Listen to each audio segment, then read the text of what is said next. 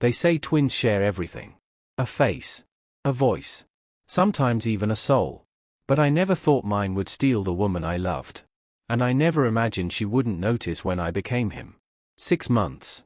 That's how long it took for Emily to realize the man she was kissing goodnight wasn't the one she'd betrayed me with. 6 months of me living as my twin brother, Aaron, while he lived my life in blissful ignorance. 6 months of her whispering his name into my ear, her fingers tracing the same jawline, the same scar above my brow, never once questioning if something had changed. Because to her, we were interchangeable. I found out on a Tuesday. I came home early with roses and a ring in my pocket, ready to propose. Instead, I found her on our couch, her legs wrapped around my brother, her laughter spilling into his mouth like a secret she'd been keeping for months. They didn't hear me. They didn't stop. And when I finally spoke, when I asked how long, she didn't even cry. She just looked at me like I was the interruption.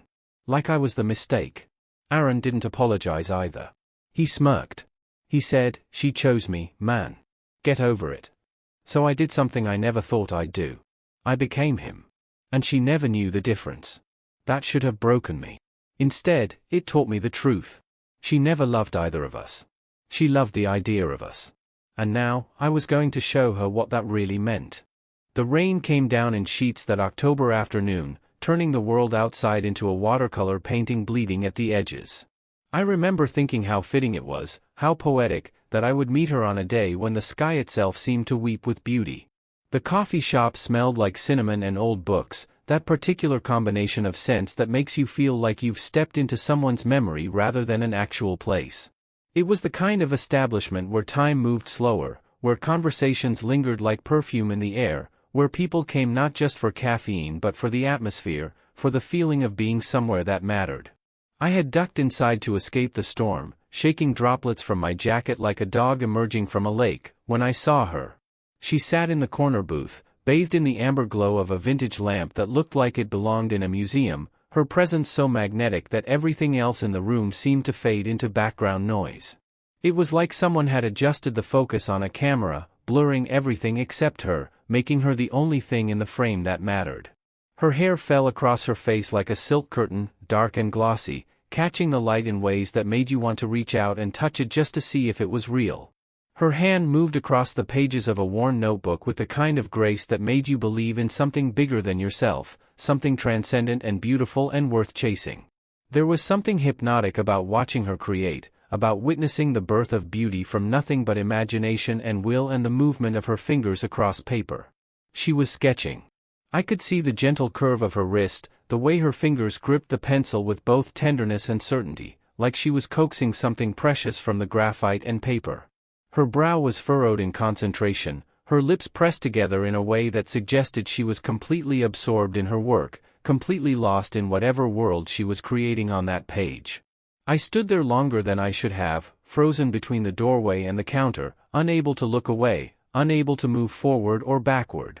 There was something about her that held me in place, something that made the rest of the world disappear until there was only her and the rain and the warm glow of the coffee shop around us. Then she looked up. Her eyes found mine across the crowded room, and the world stopped. They were the color of honey under sunlight, warm and golden and impossibly deep, the kind of eyes that made you feel like you were falling even though your feet were firmly on the ground. She studied me for a moment, her expression unreadable, her gaze moving across my face like she was memorizing every detail, cataloging every feature for some purpose I could not understand. And then she smiled. It was not a polite smile. Not the kind strangers exchange in passing when they accidentally make eye contact and need to acknowledge the moment before looking away. It was a smile that said she saw me, really saw me, and that in that moment, I was the only person who existed in her universe. It was a smile that reached her eyes and made them crinkle at the corners, genuine and unguarded and completely devastating. "You're blocking my light," she said, and her voice was like music, playful and soft with just a hint of challenge beneath the surface, like she was testing me, seeing how I would respond to her directness. I blinked, suddenly aware that I was standing directly in front of the window, my body casting a shadow across her table, interrupting the natural light she had been using to sketch. Heat rushed to my face, embarrassment flooding through me like hot water, and I stammered an apology as I moved aside, nearly tripping over my own feet in my haste to correct my mistake. She laughed then, a sound so genuine and unguarded that it made my chest ache with something I could not quite name. It was not a mocking laugh, not the kind that makes you feel small and foolish. It was warm and inviting, like she was sharing a joke with me rather than laughing at me. Something about that laugh felt like coming home, like finding something you did not know you had been searching for your entire life. "I'm Emily," she said, extending her hand across the table. Her fingers were stained with charcoal and ink, evidence of hours spent creating worlds on paper, of hands that knew how to make beauty from nothing. I took her hand, feeling the warmth of her skin against mine, feeling the slight roughness of her fingertips from years of holding pencils and brushes, and told her my name. Her grip was firm, confident, the handshake of someone who knew exactly who she was and what she wanted from the world.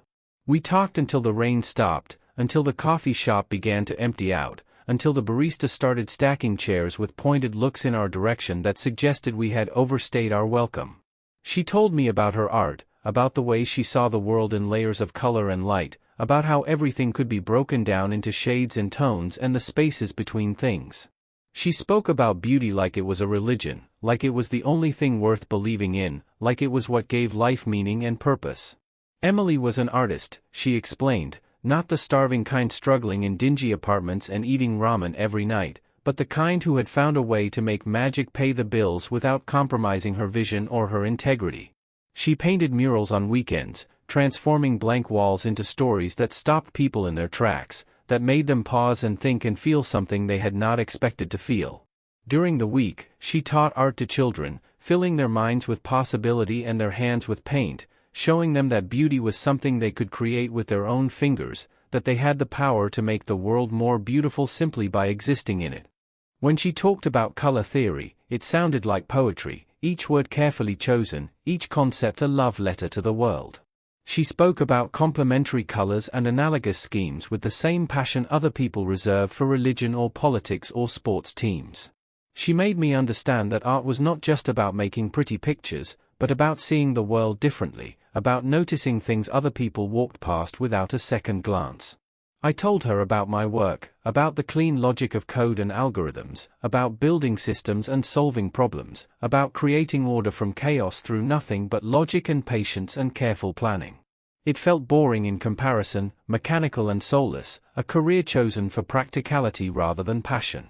But she leaned forward with genuine interest, her eyes lighting up as I spoke, finding beauty in things I had always considered mundane. "You build the structures that hold the world together," she said, and somehow, she made it sound beautiful, made it sound important. "You make things work. You create the invisible architecture that lets the rest of us do what we do. That's a different kind of art, but it's still art. It still requires vision and creativity and the ability to see solutions where other people only see problems." We fell in love slowly at first, like a flower opening petal by petal in the morning sun, each day revealing something new, something deeper. Then all at once, like falling off a cliff, sudden and complete and impossible to stop. There were late-night walks through the city, our hands intertwined, our breath visible in the cold air, talking about everything and nothing until the sun came up. We built playlists for each other, filling them with songs that said the things we were too scared to say out loud, that captured feelings we did not yet have words for. She would paint in my apartment, surrounded by canvases and brushes, the air thick with the smell of turpentine and acrylic, while I worked on my laptop on the couch, both of us existing in comfortable silence, both of us exactly where we belonged. Sometimes she would look up from her work and catch me watching her, and she would smile, that same smile from the coffee shop, that smile that made me feel like the only person in the world. "I've never felt so seen," she whispered one night, her head resting against my chest, her hand over my heart, feeling the steady rhythm of my pulse. The words were spoken so softly I almost missed them, almost let them float away into the darkness without acknowledging their weight, their significance. But they burned themselves into my memory, a brand I would carry forever, words that would haunt me long after everything fell apart. I believed her. God help me, I believed every word that came out of her mouth. I believed that what we had was real, that it was solid, that it was something that could last. I believed that she saw me the way I saw her, completely and truly, without filters or illusions or convenient blindness to inconvenient truths. 3 months into our relationship, I introduced her to Aaron. It was at a family dinner, the kind of obligatory gathering where everyone pretended to enjoy each other's company while silently judging and keeping score, where old resentment simmered beneath polite conversation and forced smiles. I was proud to bring her, proud to show her off to my parents and my brother, proud to finally have something that was mine and mine alone, something Aaron had not claimed first. Aaron shook her hand, his grip firm, his smile wide and familiar because it was my smile too, the same expression looking back from a different body. We were twin brothers, identical in every way that mattered to other people and different in all the ways that mattered to us. Same face, same voice, same gestures and mannerisms learned from watching each other our entire lives. "She's lovely," he said to me later, clapping me on the shoulder with what seemed like genuine happiness for me, genuine approval of my choice. "You did good, brother. Really good. Hold on to this one." Emily said he seemed nice. She said he was charming, that she could see the family resemblance, that it was funny how we moved the same way and laughed the same laugh. She said it was like seeing double, like reality had glitched and created two versions of the same person. I did not think anything of it. Why would I? She was mine. He was my brother. We were family. We were supposed to trust each other, supposed to have each other's backs, supposed to protect what belonged to each other rather than covet it. But I should have known better. I should have remembered that Aaron had always wanted what I had always needed to prove he was better, more deserving, more worthy of good things. As children, he would take my toys and claim them as his own, would befriend my friends and make them his until I was the outsider in relationships I had started. He would watch me succeed at something and then find a way to do it better, faster, louder, making sure everyone knew he was the superior version of us. I thought we had grown out of that. I thought maturity had cured him of whatever darkness lived inside him that made him need to consume everything I touched, that made him unable to let me have anything without trying to take it for himself. I thought we had become actual brothers instead of competitors sharing DNA. I was wrong. And Emily, with her honey-colored eyes and her belief in beauty and her need to feel seen, she made it easy for him. She made it so easy that I never saw it coming until it was far too late to do anything but watch everything burn. Aaron started showing up more frequently after that dinner, his presence weaving itself into the fabric of our lives so gradually that I did not notice the pattern until it had already formed into something undeniable. He would text me in the middle of the afternoon, casual messages that seemed innocent on the surface, asking if I wanted to grab drinks after work, to hang out on the weekend, to catch up like we used to when we were younger and still believed brotherhood meant something. "Hey man, want to hit that bar downtown tonight? Been too long since we hung out just the two of us. Free this Saturday? Thought we could watch the game, order some food, be brothers for a change. I miss you, brother. We should make more time for each other." I thought he was finally making an effort to be brothers again, to close the distance that had grown between us over the years as our lives had taken us in different directions. I thought he missed me, missed having that twin connection we had taken for granted as children. I thought he wanted to rebuild what we had lost to adulthood and separate paths and the simple fact that we had become different people despite sharing the same face. He did not miss me. He was not interested in brotherhood or connection or rebuilding anything between us. He was circling her like a predator circling prey, patient and calculating, studying her movements and habits, waiting for the perfect moment to strike and claim what he wanted. I did not notice at first because everything with Emily seemed solid, unshakable, built on a foundation of trust and love that I believed could weather anything life threw at us. She told me she loved me every single night before we fell asleep, her voice soft in the darkness, her body warm against mine, her arm draped across my chest like she needed to maintain physical contact even in sleep.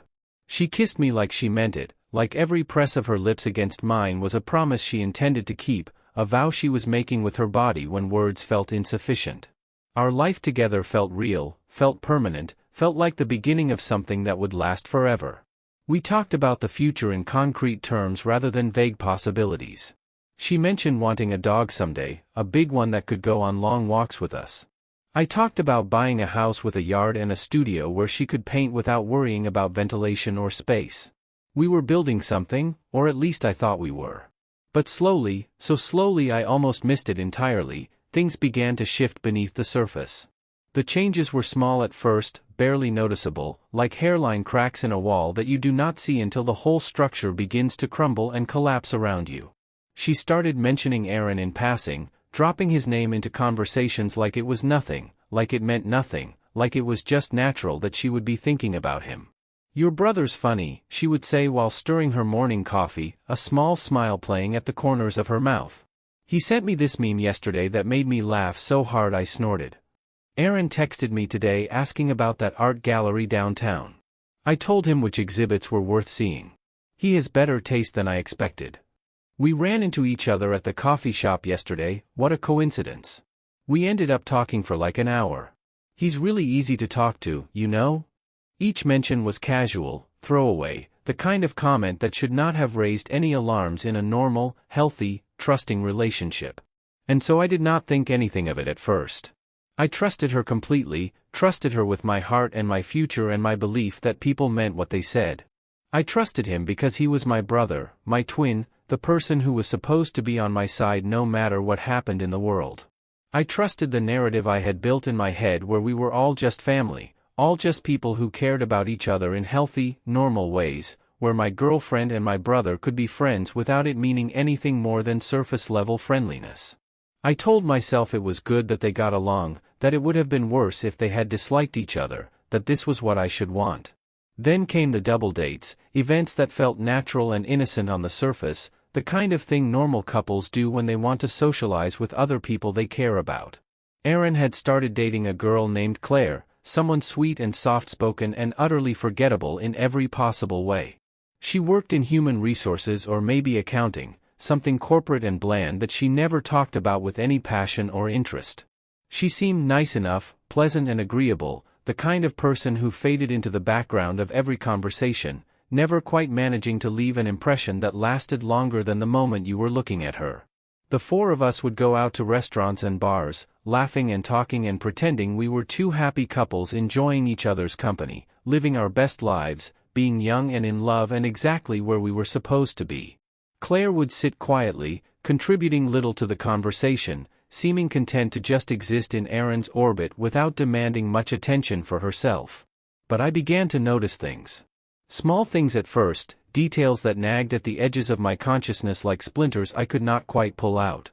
The way Emily would laugh louder at Aaron's jokes than she ever laughed at mine, throwing her head back with genuine delight, her whole body engaged in the act of laughing.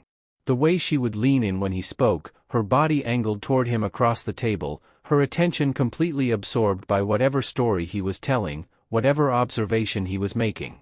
The way she would touch his arm when making a point, her fingers lingering just a second too long on his skin, resting there with a familiarity that felt wrong, that felt like something more than casual friendliness.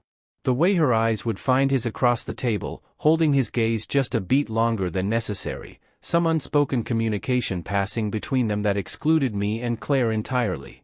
I told myself I was being paranoid.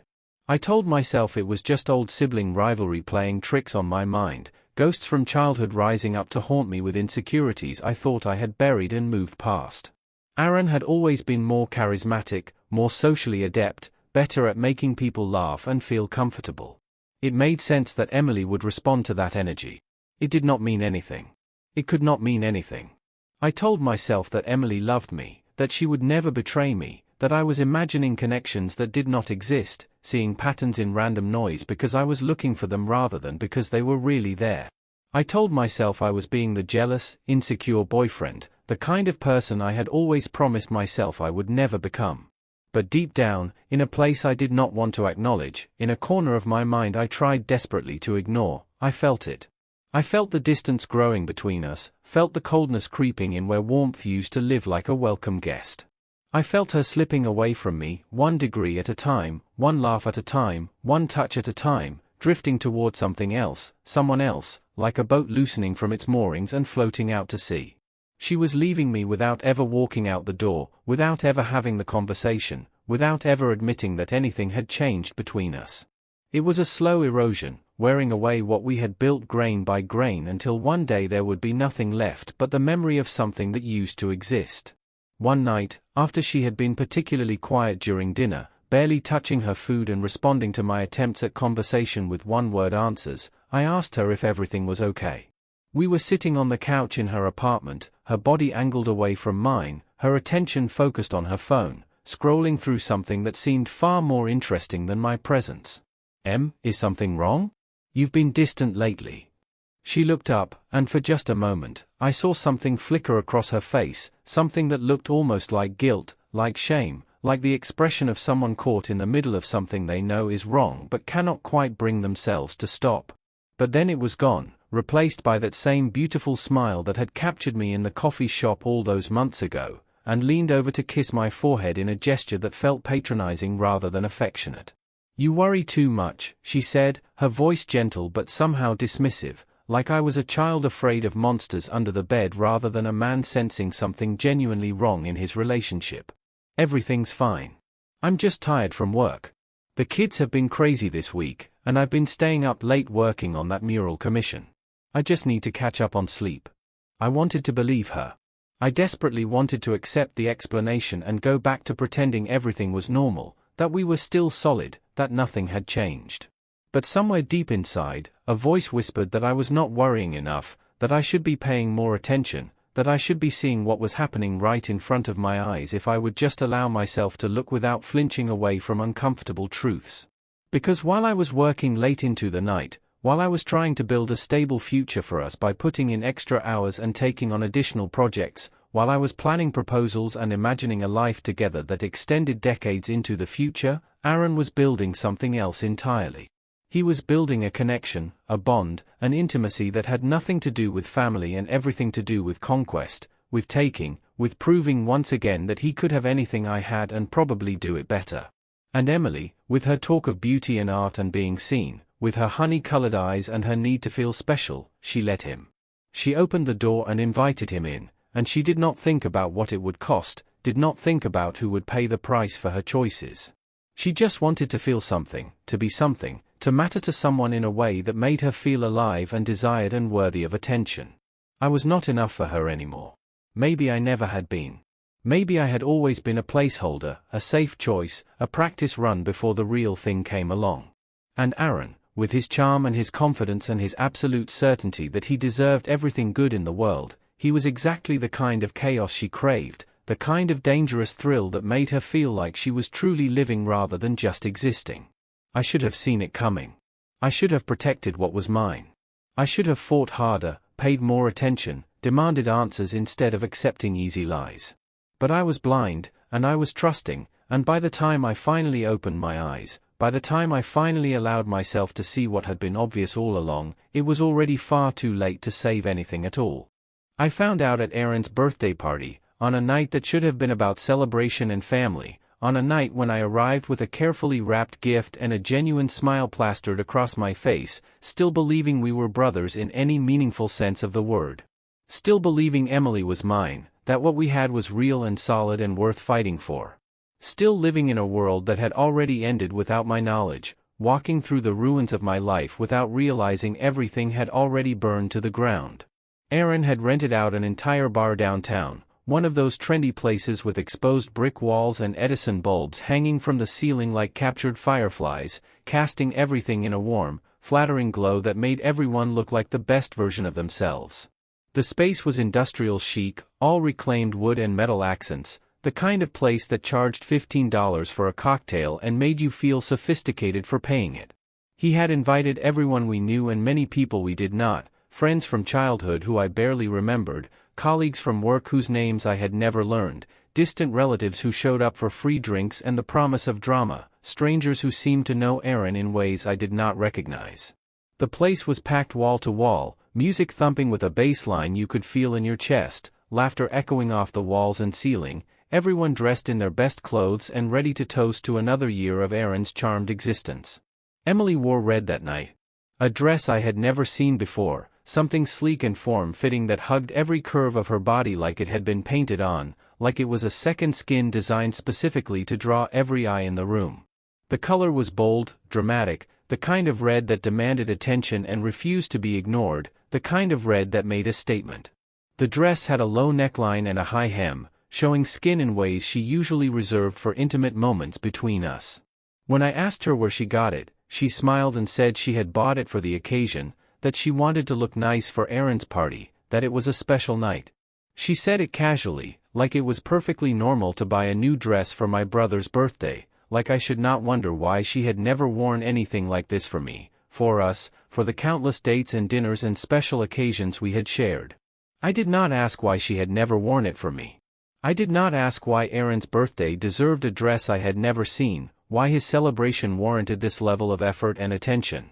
I just told her she looked beautiful, and I meant it, even as something uncomfortable twisted in my gut, even as warning bells rang in the back of my mind that I chose to ignore because I still wanted to believe everything was fine. The night started fine, or at least it seemed fine on the surface if you were not paying attention to the details, if you were not looking for the cracks in the facade. Drinks flowed freely from the open bar Aaron had paid for, conversations hummed with alcohol-fueled energy, people laughed and danced and celebrated like they were supposed to, like this was what happiness looked like from the outside. Aaron gave a speech about halfway through the night, standing on a chair with a beer raised high like a torch, demanding everyone's attention with the casual authority of someone who had never been ignored in his life. He thanked everyone for coming, for being part of his life, for making him the man he was today. He talked about family and gratitude and how blessed he felt to be surrounded by so many people who cared about him. People cheered and clapped, raising their glasses in tribute. I joined them, playing the role of supportive brother, never suspecting that every word out of his mouth was a lie, that even as he spoke about gratitude and family, he was actively destroying mine, actively taking what was most precious to me and claiming it as his own. But then I started to notice the way he looked at her. His eyes would find Emily across the crowded room, tracking her movements with the focus of a predator tracking prey, watching her with an intensity that made my skin crawl, that made something primal inside me recognize danger even if my conscious mind refused to acknowledge it. And when I caught her gaze, when I saw the way she looked back at him, everything inside me went cold. There was recognition in that look, familiarity that went beyond casual friendship, intimacy that spoke of shared secrets and private moments. There was something happening between them that had nothing to do with being friendly for my sake, that existed in a space that excluded me entirely. They looked at each other like lovers, like people who knew each other's bodies and souls, like people who had crossed lines that could never be uncrossed. I went to the bathroom, needing a moment away from the noise and the crowd, needing space to breathe and think, to process what I was seeing without the distraction of music and conversation. I splashed cold water on my face, staring at my reflection in the mirror, telling myself I was being paranoid, that I was seeing things that were not there. When I came back, they were gone. Both of them. Vanished from the crowded bar like smoke dissipating into air, like ghosts fading from view. Emily's coat was gone from the rack. Aaron was nowhere to be seen among the clusters of people drinking and talking and celebrating. Panic seized me, sharp and immediate, flooding my system with adrenaline. My heart started pounding against my ribs like it was trying to escape my chest. I pushed through the crowd, searching faces, asking people if they had seen them, trying to keep the desperation out of my voice. "Have you seen Emily? The girl in the red dress? Where's Aaron? Has anyone seen the birthday boy?" Someone said they thought Emily had stepped outside for air, that she had mentioned needing a break from the noise. Someone else said Aaron had gone out for a cigarette even though I knew for a fact he did not smoke, had never smoked, thought smoking was disgusting. The lies were so transparent, so obvious, but people told them anyway because they did not know, because they could not see what was happening. My hands were shaking as I made my way to the exit, pushing through the heavy door and stepping out into the cold night air. Dread built with every step, every breath, a horrible certainty growing inside me that I was about to see something I could never unsee, learn something I could never unlearn. I found them in the alley behind the bar, hidden in the shadows between dumpsters and fire escapes, in the dirty narrow space where the city's ugliness was impossible to ignore. Her back was pressed against the brick wall, his hands gripping her waist possessively, fingers digging into the red fabric of that dress she had bought for him. Their mouths were locked together in a kiss that spoke of practice, of repetition, of something that had been happening for far longer than I wanted to imagine. They kissed like they had done this 1,000 times before, like this was routine, like they had been doing this in secret for months while I remained oblivious and trusting. Like I did not exist at all, like I was already erased from both their lives, already gone. His hand moved up her back, tangling in her hair. Her arms were wrapped around his neck, pulling him closer. They were completely absorbed in each other, completely lost in the moment. I did not yell. I did not move. I just stood there, frozen in place like a statue, watching the woman I loved betray me with my own brother, with the person who was supposed to protect me, supposed to have my back, supposed to be on my side no matter what happened in the world. Time stretched and warped, becoming elastic and strange. Each second lasted an eternity, each heartbeat a hammer blow to my chest, each breath a struggle against the weight crushing down on my lungs. When they finally pulled apart, when they finally came up for air, when they finally noticed my presence in the darkness about 10 feet away, Emily's face went pale. All the color drained from her skin in an instant, her eyes going wide with shock and something that might have been fear or might have been regret but definitely was not love. Her hand flew to her mouth like she could push the kiss back inside, like she could undo what I had just witnessed. But Aaron just grinned. He grinned like he had won something, like this was exactly what he wanted, like my pain was the sweetest victory he could imagine, the ultimate proof of his superiority. He did not look guilty or ashamed or sorry. He looked triumphant, satisfied, like a hunter standing over a fresh kill. How long? I asked. My voice did not sound like mine. It was hollow, distant, the voice of a stranger speaking through my mouth, mechanical and empty of all emotion because the emotion was too big to fit into words. 3 months, Aaron said immediately. Not her. Him. He was the one who answered, his voice filled with pride, with satisfaction, with absolute triumph. He wanted me to know. He wanted me to understand exactly how long he had been taking what was mine, exactly how thoroughly he had betrayed me. 3 months. A quarter of a year. 90 days of lies and secret meetings and me being made a fool. All that time, while I was planning a future, they were destroying it behind my back. While I was looking at engagement rings and imagining growing old together, they were meeting in secret, touching each other, kissing each other, building something that existed specifically to destroy what I had built. Emily did not deny it. She did not apologize. She did not even try to explain or make excuses or beg for forgiveness. She just stood there looking at me with pity in her honey-colored eyes, like I was something pathetic, something to be pitied rather than loved, something sad and broken that she felt sorry for but did not want anymore. I didn't mean for this to happen, she whispered, but the words were empty, meaningless, the kind of thing people say when they want to feel better about their choices without actually taking responsibility for them. But she did mean for it to happen. She chose it. Every secret meeting, every lie told to my face, every moment she spent with him while claiming to love me, those were choices. Active decisions she made knowing exactly what they would cost, knowing exactly who would be hurt. She chose him over me. She chose betrayal over loyalty. She chose to destroy everything we had built together, and she did it willingly, repeatedly, for 3 entire months. And in that moment, standing in that alley with the sounds of the party still echoing from inside the bar, with music and laughter providing a soundtrack to the worst moment of my life, I realized I had been a placeholder all along.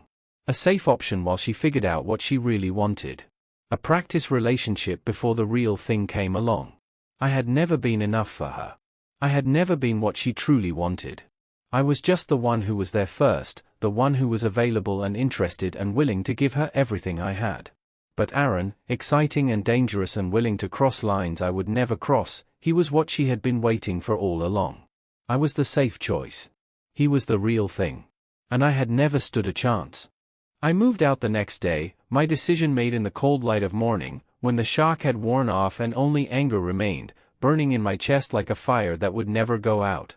I did not take much with me because most of what was in her apartment was hers anyway, and I did not want reminders of what we had been. Clothes hastily shoved into garbage bags, wrinkled and tangled and smelling like her laundry detergent. My laptop and charger, the tools of my trade. A few books from her shelf that I had brought over months ago. The ring I had bought 3 weeks earlier, the one I had been planning to give her on our anniversary next month, the one that now felt like a weight in my pocket, a $2,000 reminder of my own stupidity. She tried to call before I even made it to my car. My phone lit up with her name, with that photo I had taken of her laughing in the sunshine, looking beautiful and happy and like someone who would never hurt me. The phone buzzed in my hand, insistent and demanding, wanting me to answer, wanting me to give her a chance to explain something that needed no explanation. I did not answer. I let it ring through to voicemail. Then it rang again immediately. And again. Text messages started flooding in, filling my screen with words that meant nothing, apologies and explanations and pleas for me to just listen, to just understand, to just give her a chance to make me see that it was not what it looked like, even though it was exactly what it looked like. Please pick up. We need to talk. Let me explain. I'm so sorry. I never wanted to hurt you. It just happened. You're being childish. At least hear me out. I blocked her number after the 15th message. Watched her name disappear from my phone like she had never existed at all. Erased her contact, deleted her photos, removed every digital trace of her from my device and my life. It was surprisingly easy to make someone disappear in the modern age. A few taps and swipes and she was gone. Aaron did not call. He did not text. He did not reach out or apologize or even pretend to care about the damage he had caused, about the relationship he had destroyed. His silence was louder than any words could have been, a clear statement that he felt no guilt, no remorse, no regret for what he had done. He had taken what he wanted, and now he was simply enjoying his prize, probably laughing about how easy it had been, how thoroughly he had fooled me. My parents took his side, which should not have surprised me but somehow did anyway. When I finally answered their calls 2 days later, when I finally tried to explain what had happened at the party, they dismissed my pain with casual cruelty that took my breath away. These things happen, my mother said, her voice tired and annoyed, like I was overreacting to a minor inconvenience rather than a life-altering betrayal, like I had called to complain about bad service at a restaurant rather than the destruction of my relationship and my family. You're young. You'll get over it. You'll find someone else. There are plenty of other girls out there, my father added, his tone suggesting I should just move on and stop making such a big deal out of nothing. Emily was nice, but she's not the only woman in the world. Maybe this is for the best. Maybe you two weren't right for each other anyway. When I tried to explain about Aaron, about how my own brother had betrayed me, about how this was not just about a breakup but about family loyalty and trust, my father sighed heavily like I was exhausting him. Aaron made a mistake, he said. But he's your brother. Family is forever. Girlfriends come and go, but you only get one brother. You need to be the bigger man here. You need to forgive him and move on. Don't let a woman come between you two. My mother agreed enthusiastically. Exactly. Don't throw away your relationship with your brother over some girl. You two need to work this out. Maybe you could both just agree not to see her anymore and put this whole mess behind you. The fact that they were suggesting I be the one to forgive, that I be the one to compromise, that I be the one to sacrifice my feelings for the sake of family harmony, when I had done nothing wrong, when I was the victim in this situation, it broke something inside me that I did not know could break. I stopped talking to them after that. Told them I needed space and then stopped answering their calls entirely. Cut them off completely, blocked their numbers just like I had blocked Emily's. If they wanted Aaron, they could have him. They could have his lies and his manipulations and his absolute certainty that he deserved everything while giving nothing in return. They could have his version of events where somehow I was the problem, where I was being unreasonable for being upset about being betrayed. I lived alone in a tiny apartment across town, a cramped studio with thin walls where I could hear my neighbors arguing and making love and watching television at all hours. The plumbing was questionable, the heating inconsistent, the whole place smelling vaguely of mildew and old carpet. But it was mine, and no one there knew who I was or what had happened to me, and there was value in that anonymity. I stopped going to family dinners, stopped responding to invitations, stopped existing in the spaces we used to share. I deleted my social media accounts entirely, erased every trace of my digital existence. Unfriended mutual friends who might report back to Emily or Aaron about what I was doing, where I was living, how I was coping.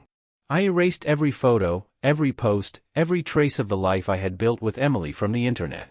For a while, I thought about disappearing completely, about leaving the city, starting over somewhere no one knew my name or my history or my shame. I looked at jobs in other states, other countries, places so far away I would never have to worry about running into them, about seeing them together, about being reminded of everything I had lost. But then I saw them together, and everything changed. It was 3 weeks after I moved out, on a random Tuesday evening when I was walking home from work, my head down and my hands in my pockets, trying not to think about anything at all. And there they were, sitting in the window of a restaurant I used to take her to, at the same table where we had celebrated her birthday 6 months earlier. She was laughing at something he said, her head thrown back in that way I used to love, her whole face lit up with joy. He was holding her hand across the table, his thumb stroking her knuckles in a gesture I recognized because I used to do the same thing. And neither of them looked guilty. Neither of them looked haunted by what they had done. Neither of them looked like people who had destroyed someone else's life for their own happiness. They looked happy. Genuinely, completely happy. They looked like a couple in love, like people who had found exactly what they were looking for, like this was meant to be and the universe had simply corrected a mistake by putting them together.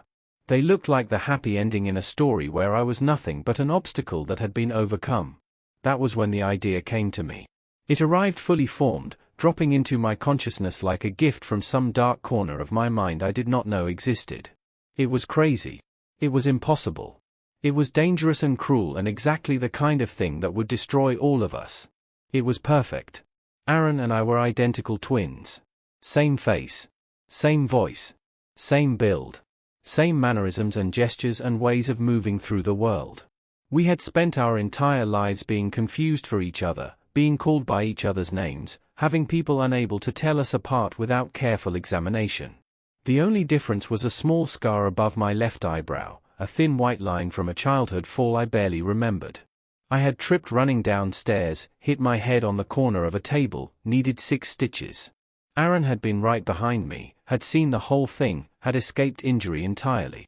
That scar was the only physical difference between us, and it was barely noticeable unless you were looking for it. What if I became him? What if I switched our lives and she did not even notice? What if I proved that to her, we were nothing but reflections of the same empty thing, that she had never actually loved either of us as individuals but only loved the idea of us, the concept of love without any real substance beneath it? It was insane. It was the kind of revenge that would destroy all of us, that would leave nothing but wreckage in its wake. But I did not care anymore. The part of me that cared about being good, about being moral, about taking the high road and being the bigger person, that part had died in that alley watching them kiss. What remained was something darker, something hungrier, something that wanted her to feel what I felt. I wanted her to know she had never really seen either of us. I wanted her to realize that she had fallen in love with a face, a body, a mirror image that could be swapped and replaced without her ever noticing the difference. I wanted to destroy her certainty, her confidence, her belief that she knew what love was. I wanted her to hurt the way I hurt. And I was going to make it happen from the inside, wearing my brother's skin, living his life, proving that neither of us had ever mattered enough for her to tell the difference. It took 2 weeks to plan. 14 days of silent rage, cold calculation, and the kind of patience I never knew I possessed. 2 weeks to dismantle a life that looked so much like mine, yet felt nothing like what I had lost. Aaron's life was easy to infiltrate. Laughably easy. We had the same build, the same mannerisms carved into our bones by the same childhood. We shared memories like they were scripts we'd both memorized, word for word, breath for breath. All I had to do was become him. And he made it so effortlessly simple. Aaron was predictable in a way that made me sick. Gym at 6 in the morning, every morning, like clockwork. Work at 8, always 15 minutes early to impress people who didn't care. Drinks with Emily at 7, the same bar, the same booth, the same lies whispered across the same table. He didn't lock his phone. Didn't change his passwords. He thought he'd won. He thought I was gone, buried under the weight of my own heartbreak, too broken to stand back up. But broken things can be dangerous. Broken things have sharp edges. I started small. I hacked his email first, slipping past his laughable security like a ghost through walls. Then his social media, his bank accounts, his entire digital footprint. I learned his routines like they were prayers. His friends, shallow and interchangeable. His lies, so carefully constructed they almost looked like truth. And then, when I knew everything, when I could breathe his life like air, I made my move. I called him on a Thursday night. My voice was steady, almost gentle. I said I wanted to meet. To talk. To make peace. He agreed immediately. Of course he did. He thought he'd broken me. He thought I'd come crawling back, begging for forgiveness, for scraps of the life he'd stolen. We met at a bar downtown. Not the one he went to with Emily, but close enough. Dim lighting, dark wood, the kind of place where secrets felt safe. I bought him drinks. Expensive ones. Top-shelf whiskey that burned going down. We talked about nothing. About childhood games and forgotten jokes, about our parents and the way we used to share everything. He smiled. He laughed. He thought this was reconciliation. And when he went to the bathroom, when he stood up and walked away with that swagger he'd always had, I slipped something into his glass. Nothing dangerous. Nothing that would hurt him, not physically. Just enough to make him sleep. Just enough to give me time. He woke up 12 hours later in my apartment. Confused. Groggy. His eyes struggling to focus in the afternoon light. And by then, I was already gone. By then, I was already him. I wore his clothes, the designer shirts he loved so much, the cologne that smelled like arrogance and privilege. I drove his car, my hand steady on the wheel.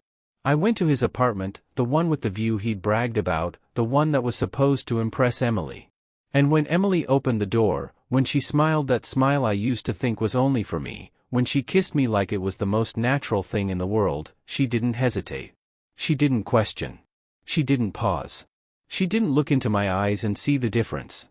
Because to her, I was Aaron. And Aaron was me. And neither of us mattered enough for her to tell the difference. I kissed her back and felt nothing. Not triumph. Not satisfaction. Just a hollow, echoing emptiness where my heart used to be. She pulled me inside, talking about her day, about a new painting she'd started, about how much she'd missed me even though it had only been hours. Her voice was the same. Her touch was the same. Everything was exactly the same. And that was the proof I needed. That was the answer to the question that had been burning through me since the night I found them together. She never really knew me at all. That night, I lay beside her in his bed, in the darkness that smelled like him, and I stared at the ceiling. She curled against me, her breathing soft and even, her hand resting over my heart. And I wondered if she could feel the difference. If somewhere deep inside, some part of her knew. But she slept peacefully. She dreamed without nightmares. And I knew then that this would work. That I could live his life, and he could live mine, and she would never, ever know. Because love is supposed to recognize. Love is supposed to see. But Emily never looked close enough. Outside, rain began to fall. Soft at first, then harder, drumming against the windows like 1,000 small truths trying to break through. I listened to it and wondered what Aaron was doing right now. If he'd figured it out yet. If he'd tried to call her, only to find himself blocked, cut off, erased. I wondered if he felt even a fraction of what I'd felt. I hoped he did. Emily stirred beside me, mumbling something in her sleep. Something that sounded like my name. Or maybe his name. Maybe she couldn't tell the difference either. I closed my eyes and let the rain wash everything away. Tomorrow, I would wake up and be him completely. Tomorrow, I would live his life better than he ever did. And somewhere out there, in my smaller apartment with my harder job and my friends who actually cared, Aaron would be drowning. And I would watch. And I would wait. And I would finally feel like justice existed. Even if it looked like revenge. Living as Aaron was easier than I thought. Disturbingly easy. His job was simpler than mine, less demanding, more about appearances than actual work. His friends were shallow, their conversations empty calories, all surface and no substance. His life was a performance, carefully choreographed and endlessly rehearsed, and I'd been watching him perfect it my whole life. I knew every gesture. Every inflection. Every charming lie. Emily never suspected a thing. She kissed me the same way, her lips soft and familiar. She held me the same way, her fingers tracing patterns on my skin like she was reading Braille. She said, "I love you," the same way she used to say it to me, with that slight breathlessness, that little smile. And every time she did, I felt nothing. Not pain. Not pleasure. Just a vast, yawning emptiness where emotion used to live.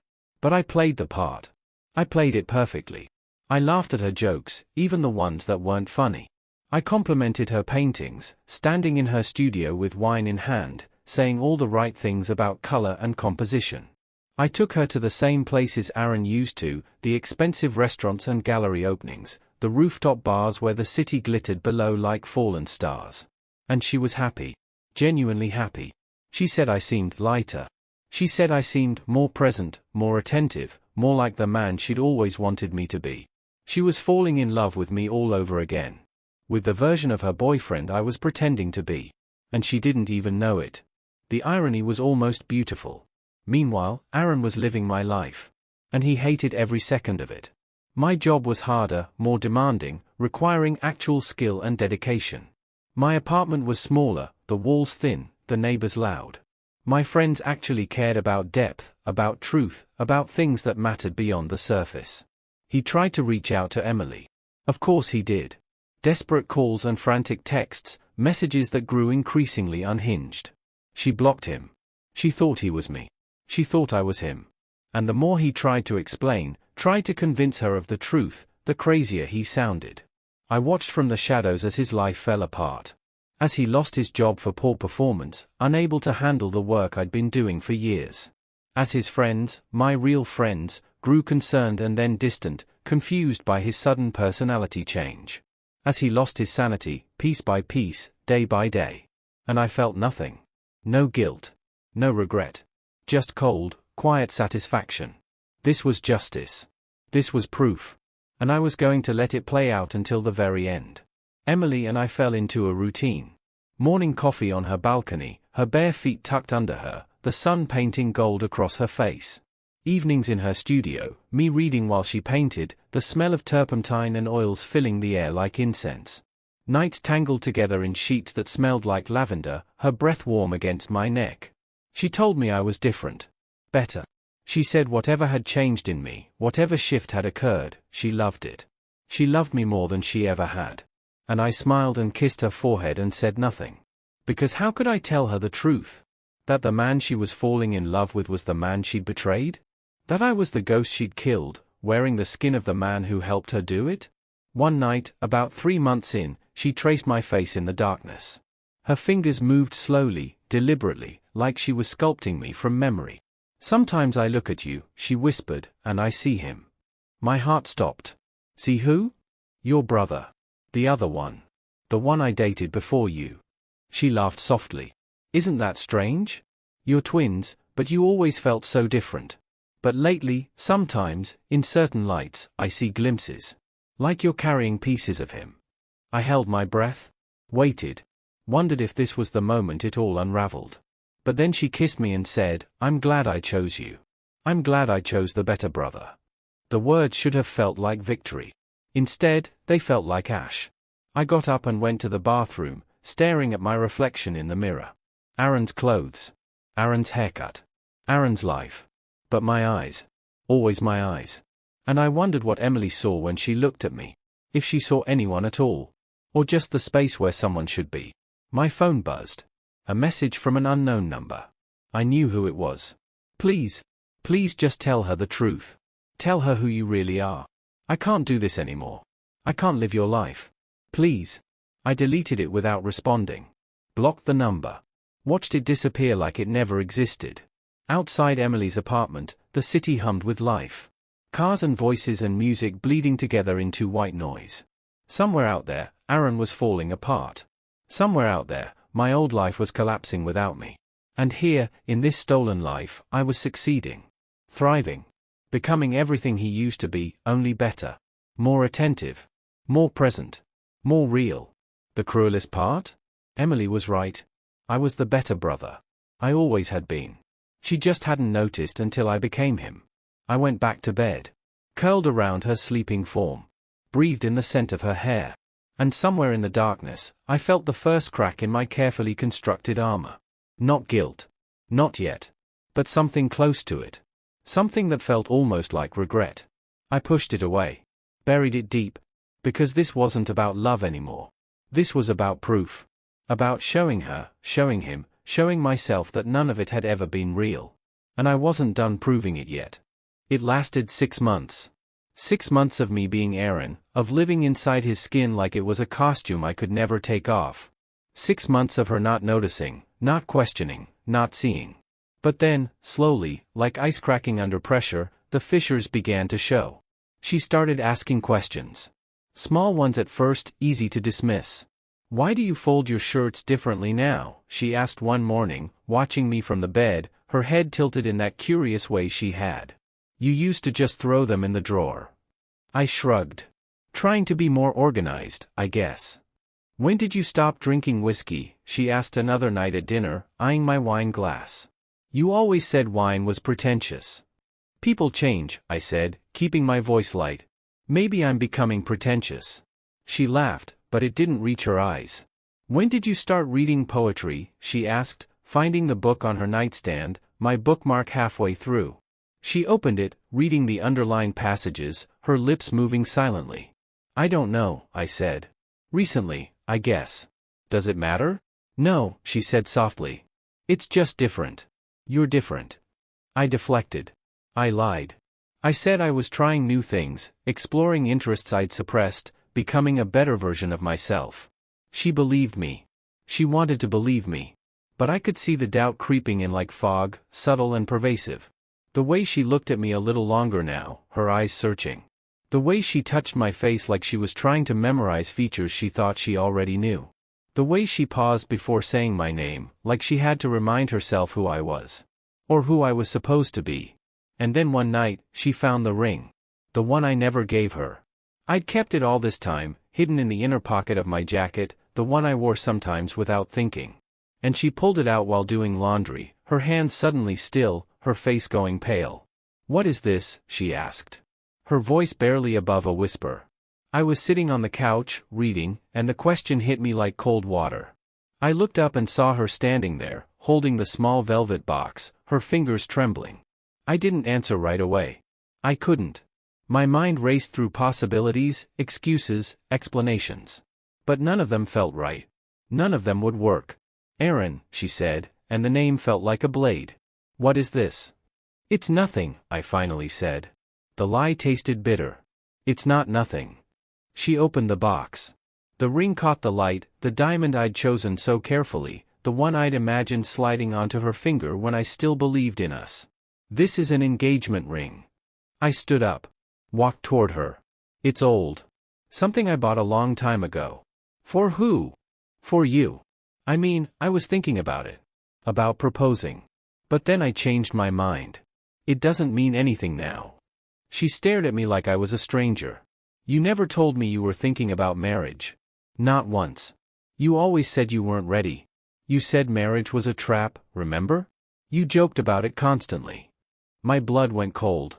Because she was right. Aaron had said those things. Aaron had meant them.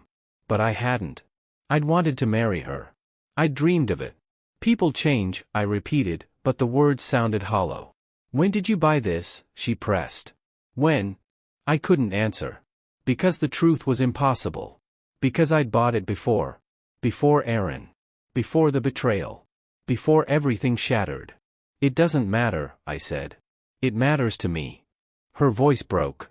Everything you're doing, everything you're saying, it's like you're a different person. And I don't know if I'm going crazy or if something's actually wrong. She started pulling away after that. Slowly at first, then faster, like water draining from a sink. She stopped saying, I love you before bed. She stopped touching me casually, those small gestures of affection that used to be unconscious. She started sleeping on the far edge of the bed, curled away from me, building walls in her sleep. And I knew it was almost over. I knew the truth was coming, rising up like something buried too shallow, too close to the surface. Part of me wanted to confess. To end it myself, on my terms. To watch her face when she realized what I'd done, what she'd failed to see. But another part of me, the part that still hurt, that still bled, wanted her to figure it out herself. To feel the horror of recognition. To understand just how blind she'd been.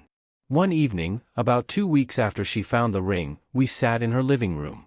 The same couch where I'd found her with Aaron half a year ago.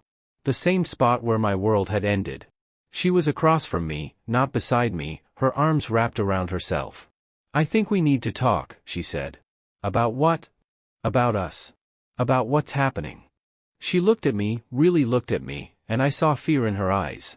Real, genuine fear. Something's wrong. And I can't ignore it anymore. The rain started then. Of course it did. Rain always came at the worst moments, like the world knew when drama needed a soundtrack. It tapped against the windows, gentle at first, then harder, more insistent. Nothing's wrong, I said, but my voice betrayed me. It cracked. Just slightly. Just enough. Look at me, she demanded. Look at me and tell me you're who you say you are. I looked at her. And for the first time in 6 months, I let her see. Not everything. But enough. Enough of the pain. Enough of the truth lurking beneath. Her breath caught. Oh my God. Emily. You're not him. Her voice was barely audible. You're not Aaron. I didn't answer. I just held her gaze. Watched as everything she thought she knew crumbled like ash. How long? She whispered. The rain pounded harder. Thunder rolled in the distance. And somewhere between the storm and her breaking heart, I found my voice. Long enough. She figured it out on a Sunday. We were sitting in her apartment, the same couch where I'd found her with Aaron 7 months ago, and she was staring at me like I was a ghost. Like I was something impossible that shouldn't exist. You're not him, she said. Her voice was barely a whisper, fragile as glass. You're not Aaron. I didn't deny it. There was no point anymore. The charade was over. The curtain was falling. I just smiled. A slow, sad smile that felt like surrender. Took you long enough. Her face went white. All the color drained from her cheeks, her lips, leaving her looking almost translucent. What are you talking about? I'm not Aaron, Emily. I'm me. I've been me this whole time. She stood up. Backed away like I was dangerous. Like I might hurt her. No, that's not possible. That's not. It's very possible. We're twins, remember? Same face. Same voice. Same DNA. Same everything. I leaned forward, resting my elbows on my knees. You didn't notice because you never really looked. You never actually saw him. Or me. You just saw what you wanted to see. You're lying. But her voice wavered. She was already believing it. Already piecing together all the small inconsistencies, all the tiny moments that hadn't quite fit. I'm not lying. For once in this whole mess, I'm telling you the complete truth. I stood up, slowly, keeping my distance. We switched places. 6 months ago. Well, I switched us. Aaron didn't exactly consent. Why? The word came out broken. Why would you do this? Because you did it first. The anger I'd been holding back for so long finally rose to the surface, hot and bitter. You betrayed me. You chose him. You destroyed everything we had, everything I thought we were, and you didn't even care. So I wanted to prove something. Prove what? She was crying now. Not out of sadness. Out of anger. Out of humiliation. Out of the horrifying realization of what had been done to her. What she'd done to herself. I wanted to prove that you never loved him. You never loved me. You just loved the idea of us. The fantasy. The concept. I took a step closer. And you couldn't even tell the difference between us. For 6 months, Emily. 6 months I've been living his life, sleeping in his bed, kissing you with his face, and you never once questioned it. You never once knew. She slapped me. Hard. The sound cracked through the room like thunder. My cheek burned, my head snapped to the side, and I let it happen. I deserved it. We both did. You're insane, she said, her voice shaking with rage. You're absolutely insane. Maybe. I turned back to face her, touching my burning cheek. But I'm not a liar. Not anymore. You are. You're the one who pretended to love me while sleeping with my brother. You're the one who couldn't even tell when I became him. What does that say about you, Emily? What does that say about what we had? Get out. Her whole body was trembling. Get out of my apartment. Get out of my life. Gladly. I walked toward the door, then stopped. Turned back one last time. Do you want to know the saddest part? You said I was different. You said I was better. More attentive. More present. More like the man you always wanted. I laughed, but it was hollow. You fell in love with me all over again, Emily. You just didn't realize it was me. That's not true, isn't it? Think about the last 6 months. Think about how happy you were. How you said I'd changed. How everything felt right for the first time. I could see the truth hitting her, the realization spreading across her face like poison. You loved me, Emily. You just needed me to look like him first. I hate you, she whispered.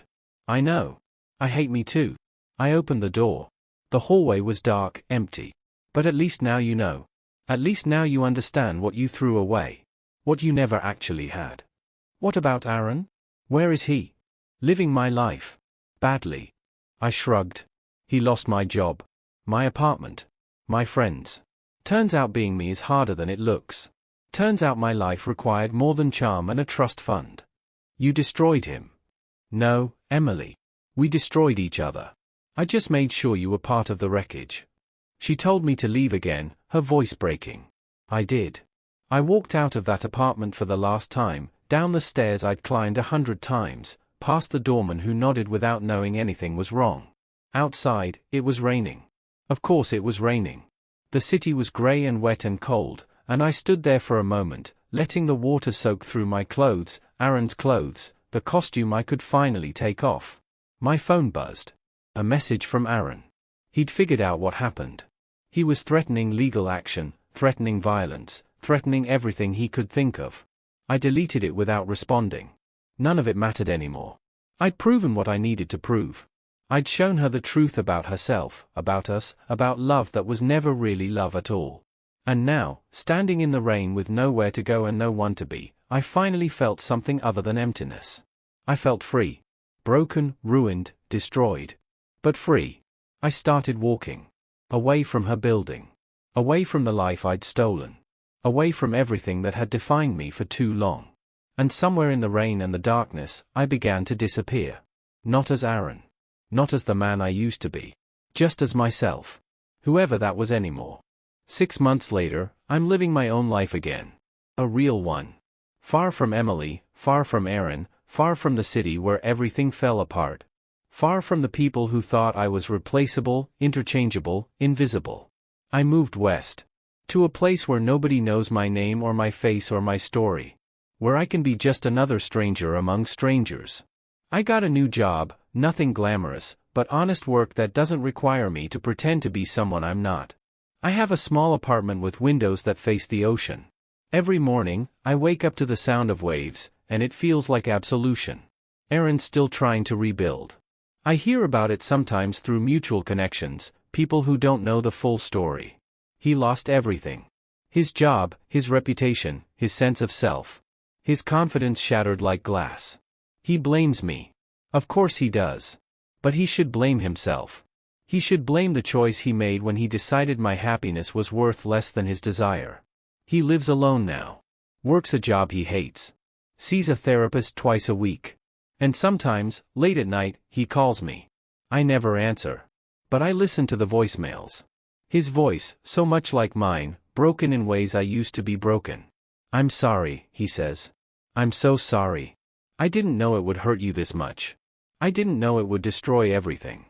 I delete them without responding. Because sorry doesn't rebuild what was burned. Sorry doesn't erase 6 months of living a lie. Sorry is just a word people say when they finally face consequences. Emily tried to reach out once. She sent a letter. Old-fashioned, handwritten on cream-colored paper that smelled faintly of her perfume. It came 3 months after the reveal, forwarded through channels I didn't know she had access to. I can't stop thinking about what you said, she wrote. About how I fell in love with you again without knowing it was you. I've been in therapy. Trying to understand why I couldn't see you. Why I needed you to be him before I could appreciate what we had. She said she was sorry. She said she missed me. Not Aaron. Me. She said she understood now what she'd thrown away, what she'd been too blind to value when she had it. You were always the better brother, she wrote. You were always the one I should have chosen. And I did choose you. I just didn't realize it until you showed me the truth. But by then, it didn't matter. She'd already shown me who she was. She'd already proven that her love was conditional, surface level, dependent on the right packaging. And I'd already learned to live without her. I don't hate her anymore. I don't hate him. I just don't care. The anger burned itself out somewhere between the reveal and the moving truck. Now there's just emptiness where they used to be. And slowly, quietly, I'm filling that emptiness with new things. New friends who know the real me. New places that hold no memories of her. New routines that belong only to myself. Because I learned something those 6 months. Something valuable hidden in all the deception and pain. I learned that love isn't about recognition. It's about being seen. Really seen. Not the surface, not the performance, but the truth underneath. The messy, complicated, imperfect truth of who someone actually is. And Emily never saw me. She never saw him either. She saw a reflection. A fantasy. An idea of what she wanted us to be. And when I switched places, when I became the mirror showing her exactly what she'd been doing all along, she proved it. She loved the concept of love. Not the person. never the person. People ask me sometimes if it was worth it. The few people I've told, the ones I trust with the whole ugly story. They ask if the revenge, the pain, the months of pretending were worth the destruction left behind. And I tell them the truth. It wasn't revenge. Not really. It was a lesson. For her. For him. For me. A brutal, painful lesson about the difference between being loved and being seen. About the hollow echo of shallow affection. About what it means to be truly known by another person. And now, I'm free. Free from the need to be chosen. Free from the need to be enough. Free from measuring my worth by whether someone who couldn't even tell me apart from my twin brother decided I deserved love. Because I finally learned the most important thing. The one truth that makes all the rest bearable. I was always enough. She just wasn't looking. I stand on my balcony sometimes, watching the sun set over the ocean, painting the sky in colors that feel like redemption. And I think about the person I used to be. The one who loved so completely, so destructively. The one who thought being chosen was the same as being valued. I miss him sometimes. That naive, hopeful version of myself. But I don't want to be him again. Because now I know better. Now I know that the right person won't need me to wear someone else's face. Won't need me to be anyone other than exactly who I am. Won't love me more when I'm pretending to be my brother. The right person will see me from the beginning. And won't need a lesson to learn my worth. Somewhere out there, Emily is learning to live with what she did. What we did to each other. And Aaron is learning that being loved for your face isn't the same as being loved for your soul. And here, in this new life I've built from wreckage and ruins, I'm learning something different. I'm learning how to love myself enough that nobody else's blindness can destroy me again. The ocean keeps rolling in. The sun keeps setting. And I keep breathing. Keep existing. Keep becoming something new. Not the brother who was betrayed. Not the man who stole a life out of vengeance. Just myself. Finally, terrifyingly, beautifully myself. And that, I'm realizing slowly, is enough.